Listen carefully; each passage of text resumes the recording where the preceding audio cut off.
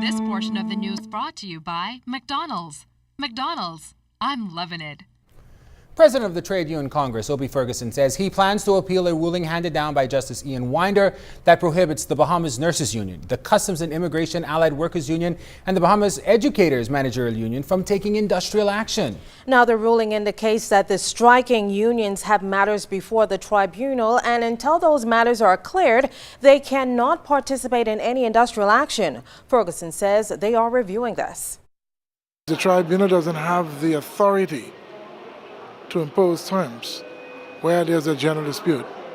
And a general dispute is a dispute involving the creation of new terms and conditions. So if you go in there for the resolution of that dispute, we say that the tribunal has no authority to hear it and to determine it. And that is where we are having some difficulty with the ruling. And so we are considering it. And at the end of the day, we will make a definitive decision on it. Still on labor news, Minister responsible Shane Gibson says relations with unions remains intact. This is what you call democracy at its best. And so I am a former trade unionist. I understand the importance of trying to satisfy your membership. And some of us go about it different ways. I mean, when I was president of the union, we led some huge, massive demonstrations downtown. And so I would be the last person to discourage anybody from doing what they believe in. You know, at the end of the day, you do whatever's in your best interest. The one thing that we do though, is we keep a very open door policy. I mean, over the last several weeks, we've met about 4 or 5 times with those unions who had concerns. We've now addressed all of the concerns. Some of them we were able to conclude to the satisfaction of the trade unions. Some of them we have not been able to conclude to their satisfaction, but we now have a better understanding of where we are. Also tonight, the Urban Renewal Band is preparing for a Christmas concert with a major partner on its side. The Tribune is hosting the event, which is designed to raise money for instruments. Publisher of the Tribune, Eileen Karen, says the company is pleased to continue a relationship with Urban Renewal that dates back to 2002. Music will bring the community together. It will keep these young people, well, it will point them in a different direction. And this is all we're interested in, is just helping the community to come together as a one people and work for the good of all. Between 2013 and 2014, the Tribune found a donor who contributed $500,000 to buy instruments for the band. Urban Renewal co-chair Cynthia Mother-Pratt and Algernon Allen are looking forward to the benefits on behalf of the hundreds of members and aspiring members of the band. We are trying to garner some 600 plus instruments because we do have well over 1,000 young people in the band and we only have 400 instruments.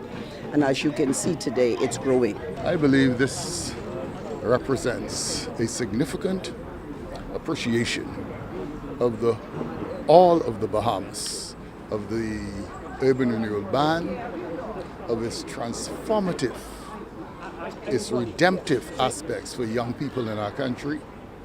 It represents the embracing of the whole Bahamian community of the ideals of the Urban Renewal Band. Still on youth, some of the nation's outstanding young people honored last evening at Government House. The Ministry of Youth, in association with the Bahamas Olympic Committee, hosted the 2014 National Youth Awards nominee medal pinning ceremony. A lot to say there. Jared Higgs attended the ceremony where he had the chance to speak to some of the nominees. Shomikan Cargill and Kristen Cartwright were among approximately 100 youth from New Providence nominated at this year's National Youth Award nominee medal pinning ceremony, held Wednesday night at Government House. They both shared what it means to be considered for such a prestigious honor. It's really exciting to be nominated for something you love to do and to create something I love to do into a career. It's quite an honor to be, especially being among such a group of amazing individuals and young people, and I'm glad that the government is recognizing the importance of youth in this country. The special event featured several musical performances and a medal ceremony where honorees were pinned by Governor General Her Excellency Dame Marguerite Pinling. Youth, Sports and Culture Minister, the Honorable Dr. Daniel Johnson, pledged the ministry's continued support. All of you outstanding nominees, the Ministry of Youth, Sports and Culture has within our purview the resources, the time, the networks, the personnel to provide you with the necessary connections, skills, and development exposure opportunities to assist you with accomplishing your dreams and aspirations. Kristen, who designs and sells custom-made swimsuits, also offered advice to aspiring entrepreneurs. Definitely just keep at your idea, stick to it, and don't let nobody tell you otherwise. While Shomi Khan, a budding agriculture consultant, weighed in on the importance of positive examples in the lives of young men. I think it's very important that we kind of create positive role models for men. I know it's overplayed and people say it a lot, but just looking at my father and looking at other people who I looked up to growing up, it's very important for young men to have these people to emulate. And I hope that one day that men such as myself and yourself, we can become those people. And that's what I'm working towards, because I see my little brother coming up and I say, you know what, I want to be the kind of guy that he's proud of. Family Island nominees will receive their medals in a special ceremony which will be conducted in their respective districts, while overall winners will be announced next weekend during a ceremony at the Melia Nassau Beach Resort. Jared Higgs, ZNS Network News. This portion of the news was brought to you by McDonald's. McDonald's, I'm loving it.